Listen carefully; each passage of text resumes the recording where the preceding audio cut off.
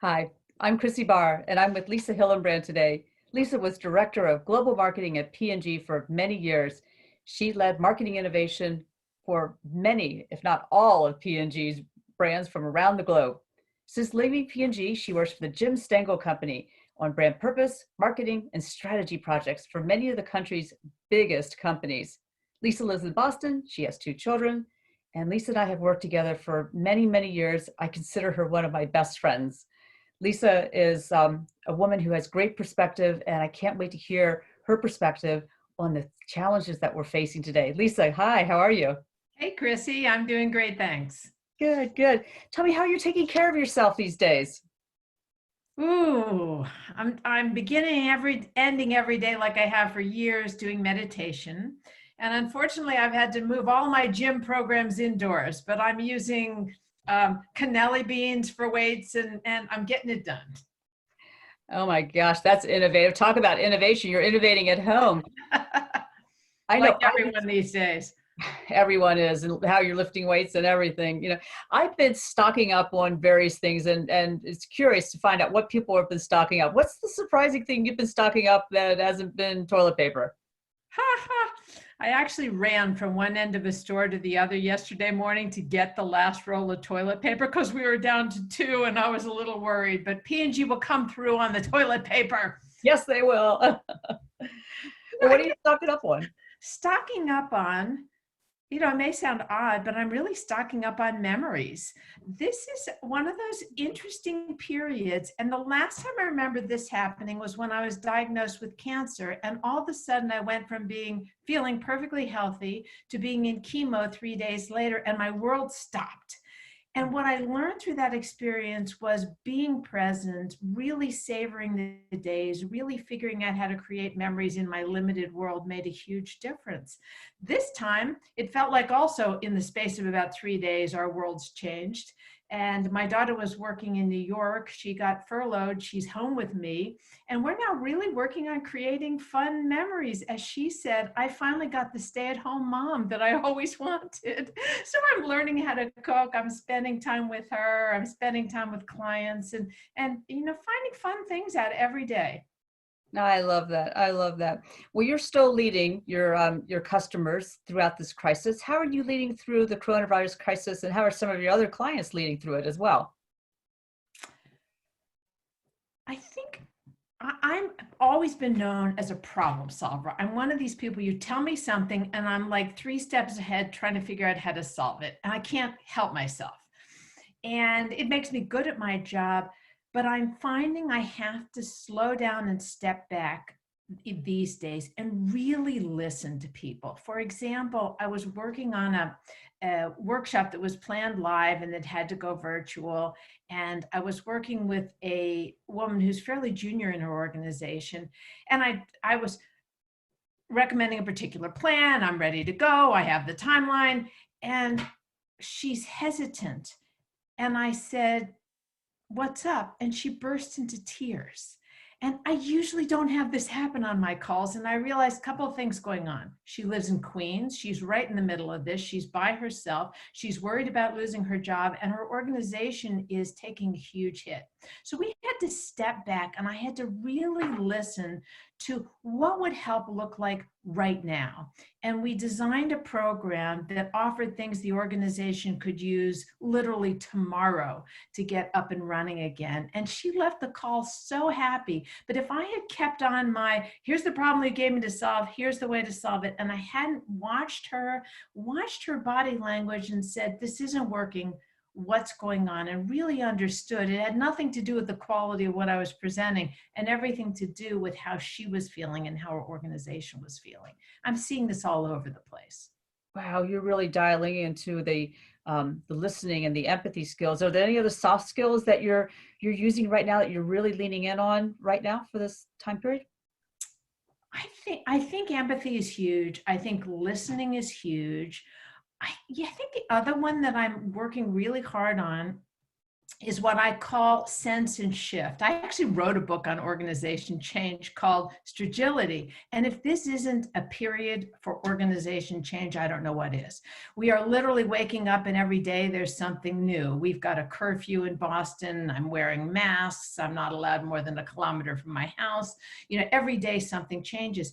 And what sense and shift says is, how can you see what's going on and figure out how to pivot? And we're having to do this, as I say, in real time. For example, I was just reading about Vimeo, the video streaming service, and they have expanded their offerings to offer live streaming for religious institutions, for yoga instructors, for weddings and funerals. All of a sudden, they're finding themselves essential in a way they'd never thought of, and never thought of their high definition videos. They also just got a grant to fund small business videos about small businesses and how they are coping in the crisis. And they're getting Oscar-winning directors and award-winning animation people to do this work for free in order to highlight and help other small businesses cope. And it's a wonderful example of a firm that was busy doing its thing, very focused on its thing, and then the world changed, and they're finding new opportunities both to be of service and to create new revenue producing models for the future. Wow, that's fascinating. So you're relying a lot on the emotional intelligence skills. What about the business acumen skills? Which business acumen skills are helping get you through this time?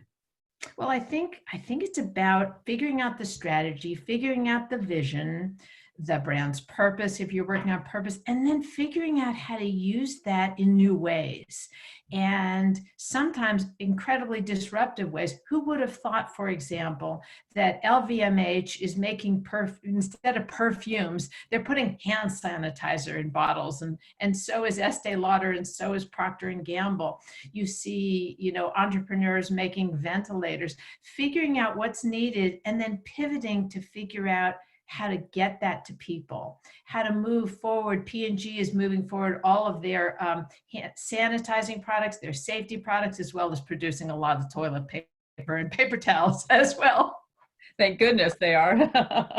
Set a strategy and then figure out how to marry the strategy with what's happening right now in the world. I think what the mistake a lot of companies make is they're trying to think too far forward, and particularly right now when nobody can predict too far forward. How do you just step your way into it and learn and grow? If you could look back and tell your mid-career self some advice on navigating through a pandemic, what advice would you give yourself? Wow. I think it's the same as I'd give myself for overcoming cancer or anything else that hits you out of left field. And that is, don't waste a crisis. There are so many opportunities to learn and to grow. And look at the lessons this is bringing to you. If you're newer in your career, and you are furloughed or laid off and you're thinking, I can't look for a job right now, well, you can expand your skills. I'm learning Spanish right now because I want to do some pro bono work in the Hispanic community in Boston, and I need the skills. So I'm using this time to learn Spanish. But what can you do? What can you learn? How can you grow? And sometimes the growing is not an accomplishment, but really learning how to be rather than to do. For example, I remember one night I could do very little. I'm in the middle of cancer. My head is spinning, and I went out in the backyard and I spent the evening looking at a bloom of fireflies. And it was the most gorgeous thing I'd ever seen. And I thought I would never have even seen that in my old busy, have to get things done world. And by slowing down and just being in the moment, I've got this amazing memory.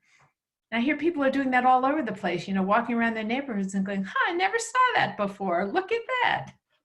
It sounds like mindfulness is growing for everybody. Yeah, for sure. Not just the bad stuff, but the good stuff. Absolutely. We think about business and business being different. How do you think your business or your customers' businesses are going to be different post-pandemic? I think there's going to be ever more just-in-time learning, just-in-time bite-sized workshops. Think like mini episodes rather than a full day. think more online, more combinations of online with live things. I think at the same time, human connection is going to be even more important. So there's times when we are together, we'll appreciate those more, we'll get more out of those. I'm hoping that teams really learn to check in to people rather than just focus on the business. I used to, when I was at P&G and I had a big team, we'd have a Monday morning meeting and we'd have a check-in where we had a passion, kind of a passion meter. You were green, yellow, or red. And we went around the room and people were able to share what was going on in their world.